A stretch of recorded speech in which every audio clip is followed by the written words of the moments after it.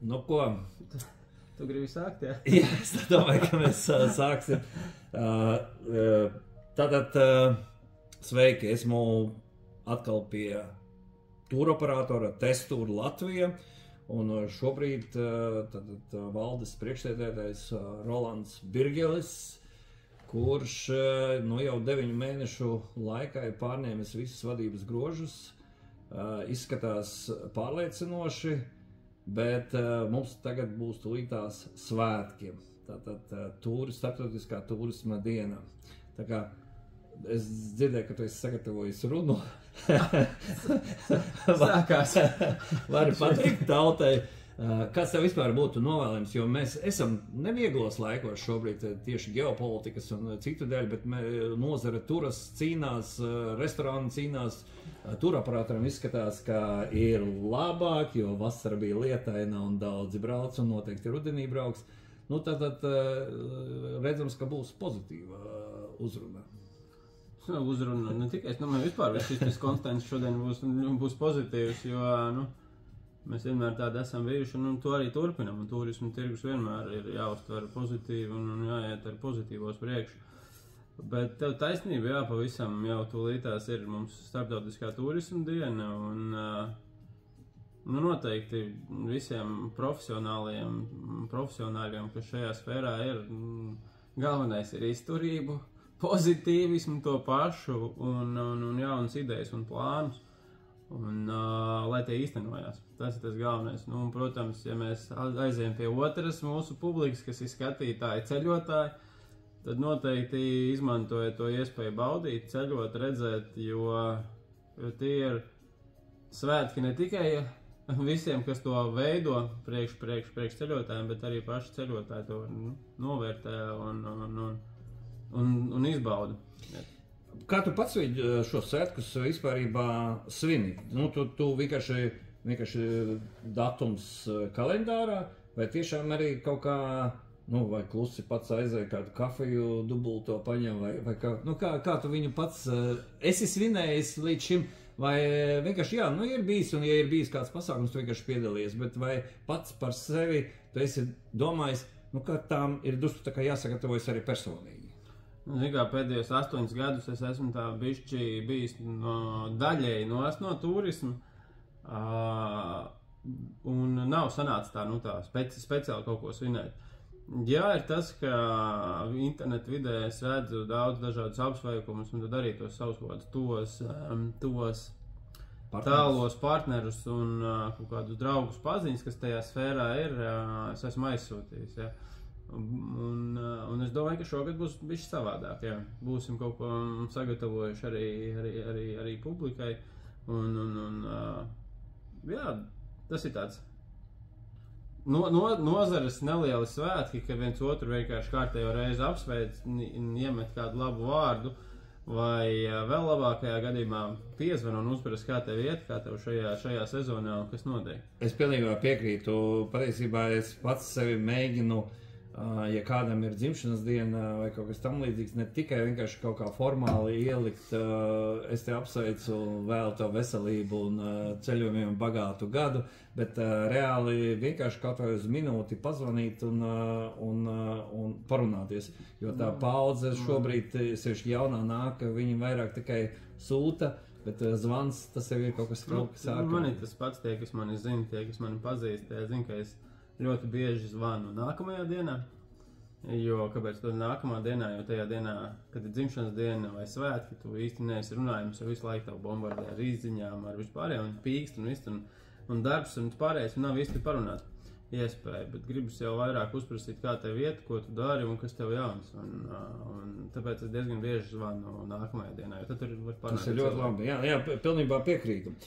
Nu ko, ir 9 mēneši, gandrīz 9 mēneši, tavās rokās ir leģendārs turoperators Testūrs. Kad tu nāci uz šejieni, tev bija savs plāns, un tagad pēc 9 mēnešiem, vai viss noritēja tā, kā tu biji plānojis, vai kaut kas savādāk veidojās? Kad es nācu uz šejieni,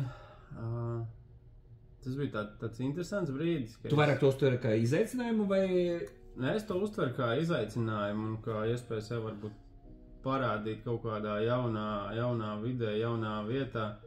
Un lēmums nebija viegls.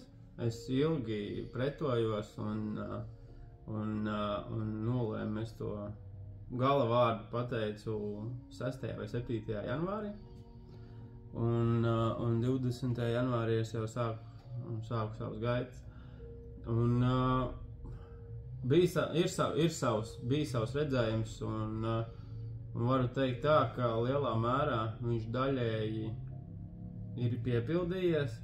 Ir lietas, kas vēl ir jādara, uz kurām ir jātiecās, uz kuriem jāiet, bet tas, ko mēs redzam un tas, ko ar komandu mēs esam paveikuši, es domāju, tas ir vērā ņemami, un man ir tiešām prieks par to, ka kaut kāda daļa no tā plāna lēnā garā pildās, un līdz gada beigām es ceru visu piepildīt līdz galam, tā kā tas bija plānots. Bet sanāk tā kā Amerikas Savienotajās valstīs, vai ne? Tur demokrāti, republikāņi, viens tagad vadīja 20 gadus, es nezinu, cik tu vadīsi, tad jauna programma un jauni cilvēki nāk iekšā.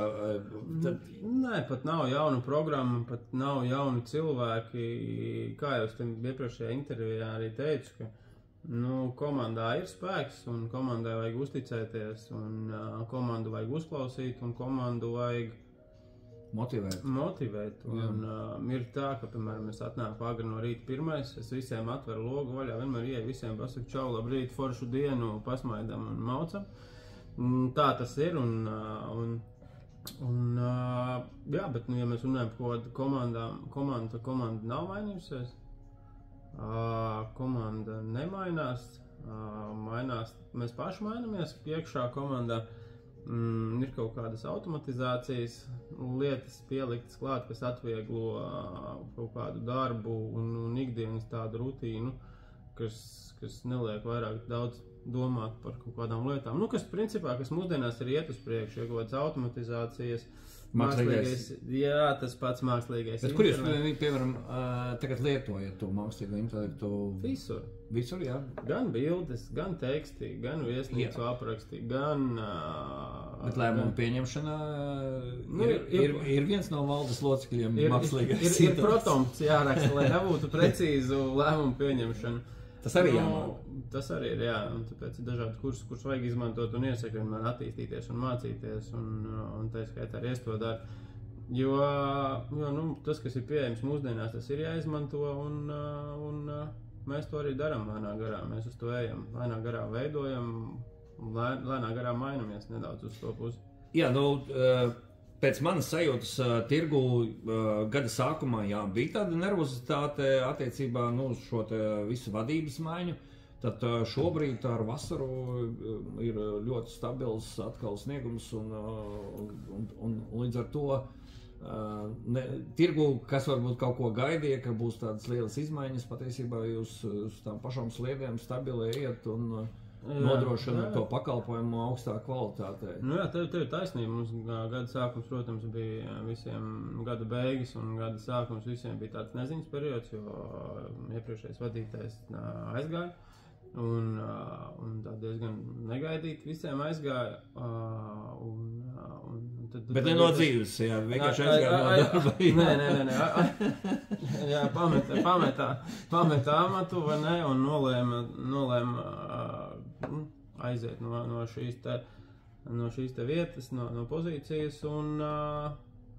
un savukārt tas pārmaiņu periods, tās 20-30 dienas, kas bija, tad bija tāds, kas būs tālāk, jo visi jau ļoti labi domā un saprot, tā, ka cilvēks, kas ir bijis 22 gadus un kaut kas notiek, kad cilvēks ir izdomājis, ka pietiek, tad ir tā, ka vidē uzreiz sāk šurum burum, kas būs un kas notiks tālāk. Un bija diezgan, jā, ir Es varbūt gribētu tādu no vadītāja puses pajautāt tev. Latvijā ir vairāki lieli uzņēmumi arī turismā, ka ienāk tik tradicionālā uzņēmumā, kurām ir 20 gadu laikā ir savas tradīcijas, kas ir tas galvenais izaicinājums tev pašam likās, un to tu saprati, ka tu darīji pareizi, jo redzams šis jau te rezultāts pēc tevi. Kas bija tas izaicinājums visam? Jo citreiz vecmāmiņas servisu vai kaut ko tam līdzīgu ir grūti aiztikt. Vai tev bija jau savs plāns, un tev jau bija arī kaut kādas norādes vai ieteikumi, kā to būtu pareizi darīt? Man īsti nekas nebija no malas, neviens neko neieteica. Pats esi. Tīri vairāk tas bija pēc pašu sajūtām, un tās pašas sajūtas nāk arī ar to pieredzi, kas ir turismā, ka ir nostrādāti. Jā, tu biji arī iepriekš testoji. NT gadi kopumā 9 ar diviem pārtraukumiem testūrā, un komandai zinām, un tirgus mani pazīst. Un tajā pirmajā dienā, kad es izsūtījām to informāciju, es saņēmu aptuveni 600 apsveikumus un labus vārdus, par ko es biju ļoti pārsteigts. Un tāpēc tiešām visi, kas uzrakstīja un apsveic, es vienkārši, es centos visiem atbildēt, pateikt paldies, un tas bija ne tikai Latvijas turismu tirgus, bet arī ārpusē. Un tas deva tādu pārliecību par to, ka es esmu uz pareizā ceļa, un kā man daudz teica, ir daži cilvēki, kas personīgi piezvanīja un teica, ka mēs nezinājām, kas būs, bet tā kā mēs zinām, ka tagad esi tu, tad viss būs kārtībā. Es arī tam piekrītu, un varbūt pārējiem uz jaunu tematu par šī gada vasaru. Kā no tūroperatora skatu punkta izskatās skaitļos vai sajūtās, jo no manas sajūtas liekas, ka vasara bija lietaina. Jums bizness, man liekas, rullē un rullēs vēl visu rudenī. Ir tā, ka es domāju, ka turismu tirgumu, izajošajam turismu tirgumu, šī gada laikapstākļi palīdzēja ar to, ka nopārdot vairāk, iespējams, cilvēki vairāk ceļoja, meklēja iespējas kaut kur tomēr vairāk atpūsties ārpusē, protams, ka mēneši bija dažādi, bet kopumā, vasara ir bijusi laba. Nebūs tā kā rekords, būs ieņem? Grūti pateikt, jo mēģinājām kaut ko arī pielikt klāt. Kaut kas tika samazināts pirms tam, pirms tās sezonas, pirms sezonas tika samazināts, kaut ko mēģinājām pielikt klāt. Es domāju, ka pēc nojausmas cipari būs tādi paši kā pagājušajā gadā, ļoti tuvu, ļoti līdzīgi, bet prieks par to, ka tiešām ka tas plāns, ko ielikām janvārī, februārī, martā uz vasaru, un pateicoties arī partneriem, ka viņš ir labs un viņš ir plānā, ka viņš tiks izpildīts, tāpēc ar to ir tāds liels. Bet vasara bija visiem, es domāju, diezgan laba, ne tikai operatoriem, bet arī aģentūrām, kad cilvēki kaut kur lidoja, brauc.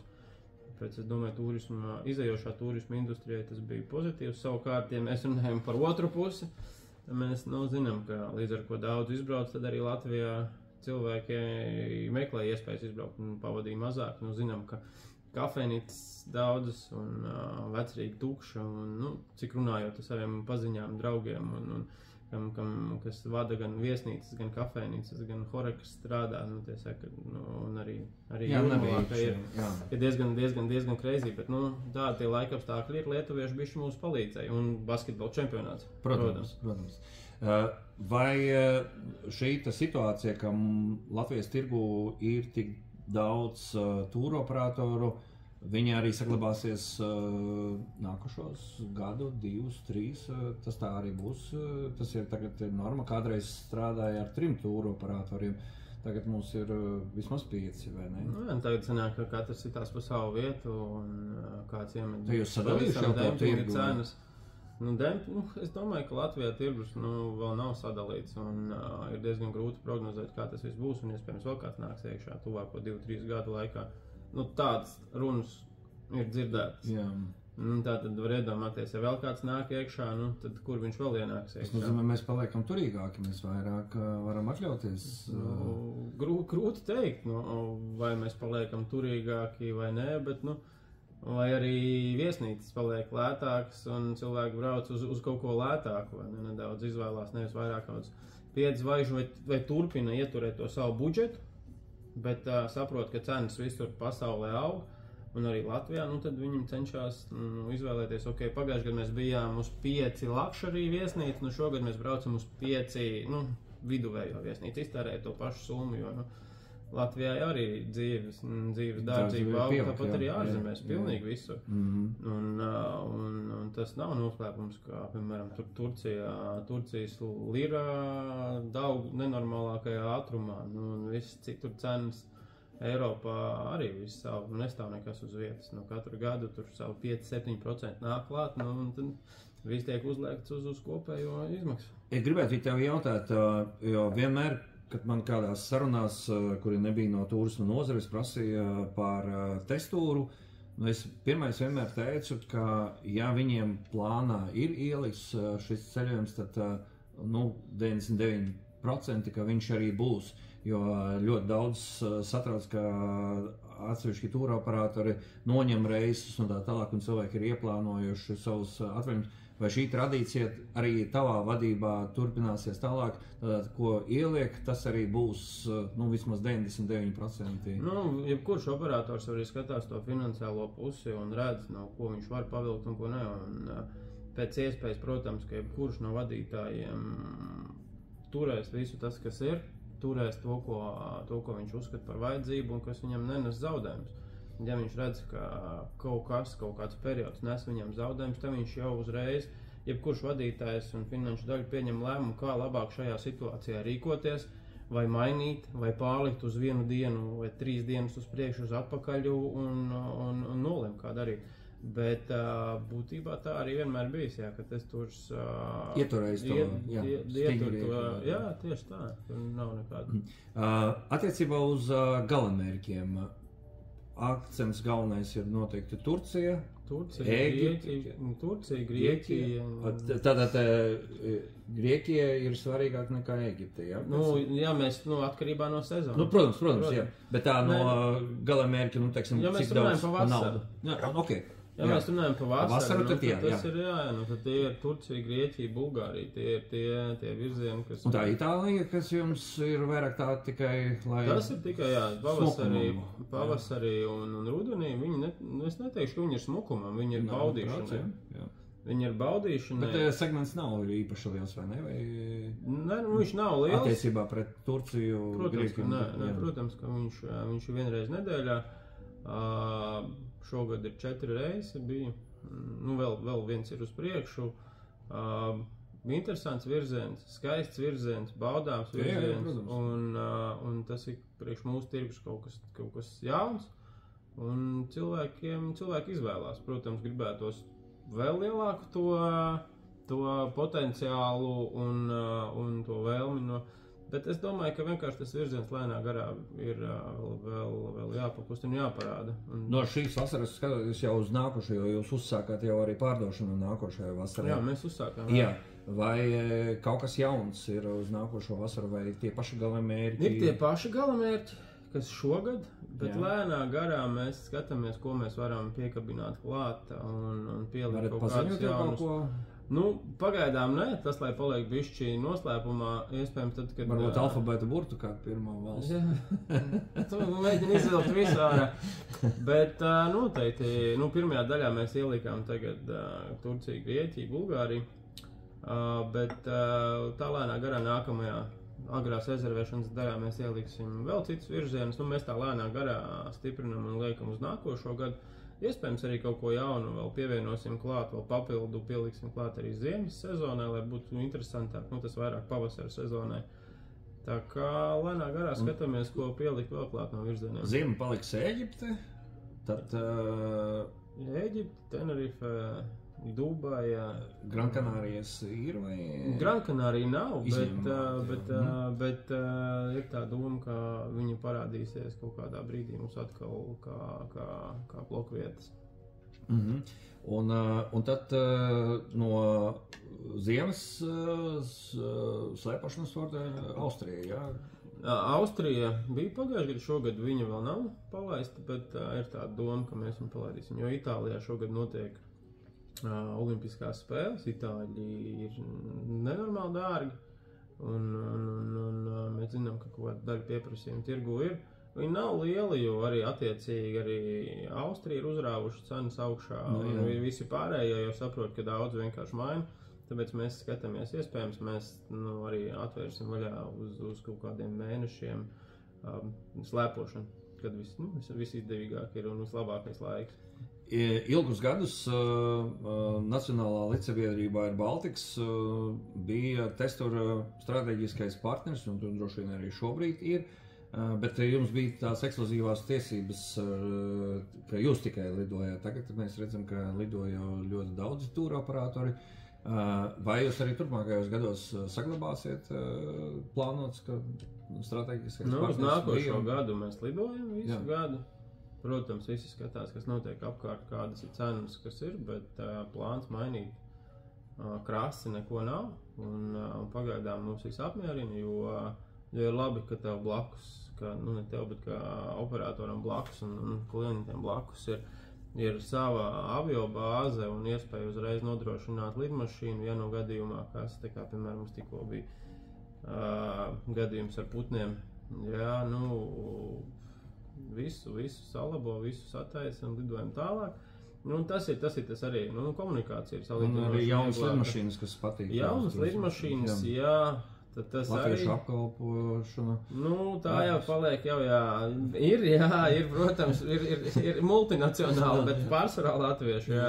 Un arī, protams, tas, kad ir internets, tālāk uz kaut kādos lidojumos, kā paveicās. Jā, bet kopumā, mēs pagaidām paliekam pie tā paša un komunicējam savā starpā un vienojamies par kādiem, iespējams, jauniem virzieniem, kaut ko skatāmies uz priekšu. Kā tu skaties uz turisma aģentu pusi?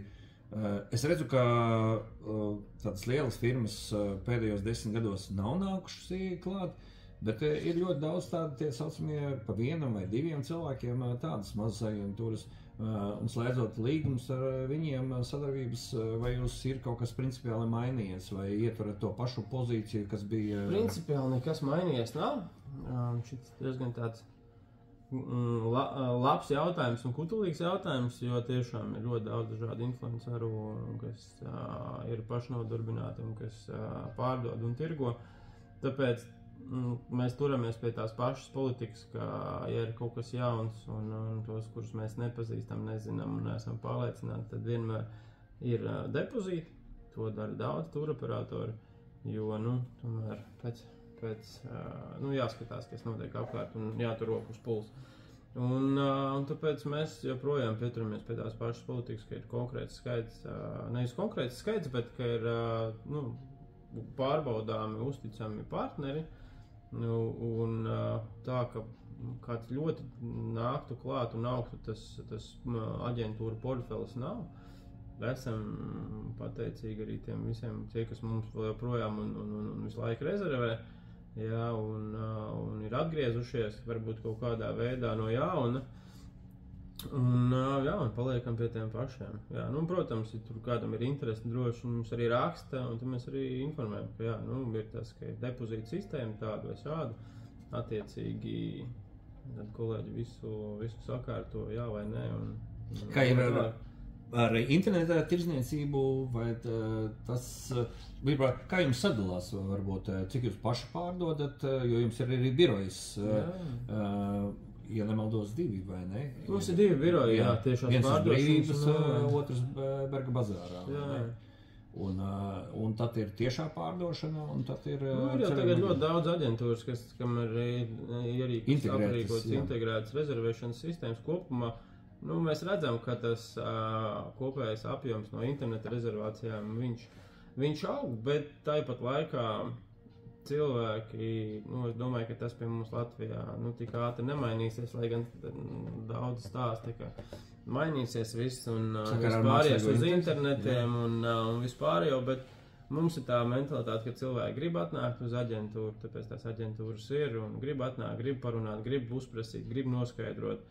un nāk rezervēt uz vietas, jo, ja mēs skatāmies pēc tādiem lielākiem pirkumiem, nu, tad arī, nu, diez vai es gribētu 4 vai 5 tūkstošus eiro, nu, tā, internetā pārskaitīt ar vienu maksājumu, zinot, ka ir kaut kāda arī, nu, tāda krāpnieciski gadījumi. Nu, protams, ir uzticamās aģentūras, pie kurām mēs vienmēr rezervējam, un kā es smējos, tas savs ceļojuma aģents ir tā kā savs frizieris, dakters un zobārsts, kas tā tiešām arī ir, jo tāpēc ļoti svarīgi ir, nu, ka ir tas aģents, ka viņš var aiziet, ka tas turists var aiziet, klients aiziet un parunāt un izrunāt to visu uz vietas un iespējams pat mainīt kaut kādu savu domu un uzticēties tam savam aģentam, jo, nu, mēs zinām, ka ir gadījumi, ka nopērk internetā un aizbrauc pat 1600 eiro 4 cilvēki uz Turciju, un tad, nu, kā tu novērtē to viesnīcu, nu, uz zvaigznes, ja?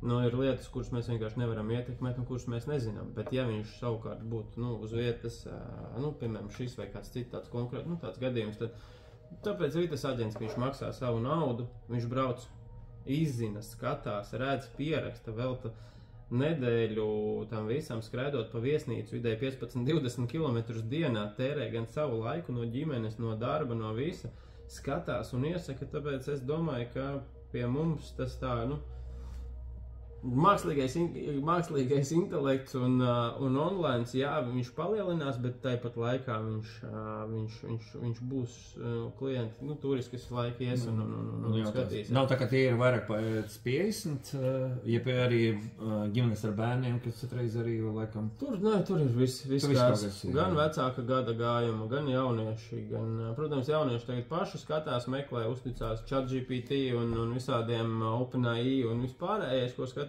un pērk, bet tāpat laikā, nu, viņiem ir, kas viņiem iedod padomu, aizēja uzprasīja, pajautā, tad kaut kur pa ceļam ieskrien kādā aģentūrā un uzprasa un pazūd, un pēc tam norezervē online. Tā kā ir diezgan grūtā sadalīt tiešsaist un online, jo ļoti bieži ir vai nu piezvana, vai nu atnāk un pēc tam paši nopērk online. Testūras Latvija. Agrāk bija, nu, tas kopējais tirgus bija, vairāk bija Lietuvā, arī šobrīd ir Lietuvā, Igaunijā, arī Krievija bija, es nezinu, vai tagad ir, vai nav, un vai, teiksim, tā lielā testoru impērija, varat kaut kā ieskicēt, kāda viņa šobrīd ir, uz kā viņa bāzējas, teiksim, Latvijas testoru, vai viņi ir saistības ar citiem testūriem, vai kā tas viss notiekās, jo bieži vien pajautā, un tad... Jā. Ir galvenā, nu, kas ir tas Latvija, Lietuva, Igaunija un Bulgārija. Tie 3-4, nu, 4, kas turas kopā, ja? Kas turas kopā. Un iepirkumus taisa kopā. Jā, mēs esam tā kā visi 4, nu, tā kā ejam kopā kā grupa. Bet katrs tirgus atbild pats par sevi. Par sevi, jā. Arī Lietuva par sevi ir... Arī Lietuva atbild par sevi, Latvija atbild par saviem lēmumiem, Igaunija atbild par saviem, Bulgārija atbild par saviem. Tā kā, nu jā, Lietuva vislielākais tirgus, Latvija un Igaunija plus mīnus iet ļoti līdzīgos. Bulgārija ir mazāks, jā. Bulgārijā ir tas, ka viņiem ir gan uzņemošais, gan izējošais. No, jā, okay. Tur ir divas daļas, jā, jo mēs uz Bulgāriju lidojam, mūsu office arī tur uzņem. Jā, līdz ar ko, un viņiem ir arī izējošais. Jā, viņi sūta arī no Bulgārijas, kaut kur tālāk, uz Grieķiju, uz Turciju, jā. Tā kā tur ir tā situācija ir nedaudz savādāk. Viņi ir gan ienākošais, gan izējošais. Jā, bet Baltijas valsts, tas tāds zini, ka mūsu brīvības pieminekli 3 zvaigznes. Jā. Nu, patiesībā novatūras elements, vai ne? Jā, tas ir ļoti labi, jo bija kaut kāda brīdi jautājums, arī pats nezināju, kā precīzi jūs tagad arī sadalām, cik daudz katrs atbildīt. Principā katrs turoperators atbild par savu valsti, par saviem lēmumiem, par saviem lidojumiem. Nu, mēs lidojam ar Baltiku, Lietuvu lido ar citu kompāniju, kaut kādus blokus, viņi vēl arī paņem no Baltika, Igauni lido arī ar Baltiku un kaut ko viņi ņem arī no šitās kompānijas. Saskaņošanas notiek, nu, jūs satiekāties online vienreiz tur mēnesī vai notiek, vai pilnīgi separāti strādājat un tikai, kuru jāiepērk, tikai tad iepērk? Nē, mēs jau esam pilnīgi, tas, kas mums vajadzīgs, mēs pieprasām uzņemošajam ofisam. Okay. Mums nav tā, ka mēs tur kaut ko baigi tā sanāk, ka vienojamies, mums visiem tirgum vajag šito viesnīcu. Jo ir tā, ka, piemēram, lietuviešu tirgum vajag to viesnīcu, mūsu tirgum viņi neprasa. Savukārt tas, ko, piemēram, prasa mums, to neprasa iespējams lietuviešiem. Bet tā viesnīcu bāze un tā piedāvājuma bāze, protams, ka mums ir kopēja. Jā, bet vienīgi mēs izvalkam katrs to savu zivtiņu ārā no tā visa tirgu, no tā visa bāze, kas mums ir vajadzīgs. Kā ir ar gidiem tajās mītnu zemēs? Ar gidiem ir tā, ka Latvijas tirgum parasti uzņemošie ofisi meklē, skatās paši. Mēs kā operators nemeklējam. Šogad bija savādāka situācija, kā es tagad, pateicoties kontaktiem un komunikācijai, sanāca uz Kalabriju aizsūtīt vienu meiteni no Turības, kas pieteicās. Biznesa augstskolas Turības, kas studēja turismu, jā? Viņa studēja, jā, un viņa piekrita tagad aizbraukt uz turienu, viņa pieredze ir, un es esmu priecīgs un pateicīgs, ka tādu cilvēku mēs esam atraduši. Es ceru, ka viņai viss iet labi, jo tagad kā tas pirmais reizes viņai bija pagājuši nedēļa un jā, kaut ko mēģinām palīdzēt. Bet principā parasti tā, ka uzņemošais office meklē cilvēkus katram tirgum, kas ir vietējā valodā runājuši, tur itāliski vai grieķiski, labi, tad ir angļu valoda un galvenais ir arī vēlams latviešu valoda. Tagad lēnā garā es ceru, ka mums būs pāris cilvēki, kas arī uz nākošo sezonu būs gan Grieķijā, latviski runājoši, gan Itālija. Gan skatīsimies tālāk, kas parādīsies. Turcija, es nezinu, varbūt arī tur parādīsies mums arī. Vai ir kaut kādas, šajā laikā, tu esi pamanījis kaut kādas jaunas tendences, kas vai tagad uz ziemas ceļojumiem vai uz nākušos vasaras ceļiem, uz ko tā pievērš uzmanību? Varbūt mums tipiski latviešiem ir kaut kādas savas ambīcijas, ko mēs gribam? Mums ir diezgan grūti kaut ko tā krāsi uzreiz mainīt, jo mūsu ģeopolitiskā un ģeogrāfiskā situācija baigi daudz mums tur neļauj baigi plaši izvēlēties. Tāpēc tādu krasu baigo izmaiņu programmās nevienam īsti nav. Protams, ka vienmēr ir individuālie, kas brauc tur uz Taizemi vai Balī vai Šrilankā vai visu pārējo, bet tie ir diezgan salīdzinoši maz pārsvarā, visas masas uz ziemu, kā parasti ir. Iespējams, kur ir siltāk, tās ir kaut kādas Spānijas salas, jā, un Ēģipte, tas, kas ir mums tuvāk pieejamais. Tad arī kaut kas no slēpošanas. Tas ir tas, kas vienmēr ir bijis un būs, Maroka vēl kaut kad, jā, tur pavasarī agrāk. Tas ir tas, uz kurieni cilvēki skatās. Bet globāli es domāju, ka mums tas tirgus ir tāds, kāds viņš ir, un arī cilvēkiem atvaļinājums ir tik, cik viņš ir, lai viņi varētu izmantot to nedēļu, divas un lai lidot kaut kur tālāk. Tad gribās gan vasarā paņemt un gribās arī kaut ko ziemā paņemt, tāpēc tā nedēļa ir tāda. Es esmu pamanījis, varbūt ne gluži pie testoru, vai kaut ko, man liekas, arī ir bijis, ka, piemēram, cilvēki nopērk vienkārši lidojumu biļeti turp, un tādas lietas arī ir. Un ja, piemēram, viņš sadomā lidot uz Malēziju, jūs arī viņu apkalposiet, vai tomēr tad viņam jāiet pie turisma aģentūras? Viņam uz doto brīdi pie turisma aģentūras, bet es domāju, ka mēneša jautājums, mēneša laikā to varēs arī izdarīt. Arī pie kā jūs varēsiet, jūs veiksiet ne tikai... Mēs varēsim salikt kopā visu ceļojumu. Gan ar transferu, gan ar viesnīcu, gan lidojumu. Ko es teikšu, lielu paldies par stāstīto, tagad viss ir jāapdomā.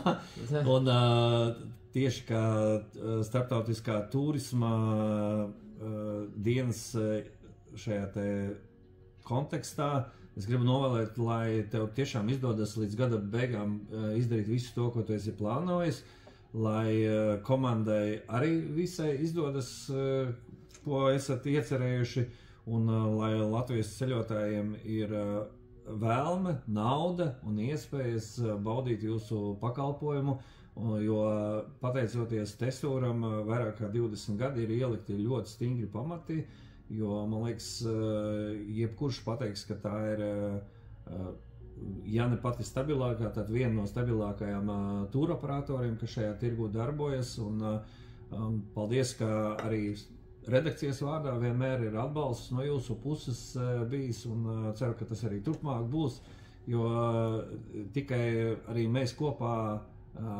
ceļojot ar jums un tā tālāk mēs uzzinām, kas ir jauns, un mēs to varam arī pastāstīt lasītājiem. Tā kā sveiciens tev! Paldies! Lai veids! Un arī jāpusē uz tavu pusi, jo kaut kāda šāda te mazās intervijas un informācija, kas ieliek, ko jūs liekat iekšā, kaut kādu domu graudu kādam iespējams aizķer, uzzina vairāk par kompānijām, uzzina vairāk par cilvēkiem. Komunikācija ir spēks. Tā kā ir tā, jā. Tā kā paldies tev. Labi, un visiem pārējiem tad skaistu starptautisko turisma dienu, un jā, ceļojiet, jo to jums tik tiešām neviens nevar atņemt. Baudiet un atstājiet sev atmiņas. Jā, slavu. Visu labu.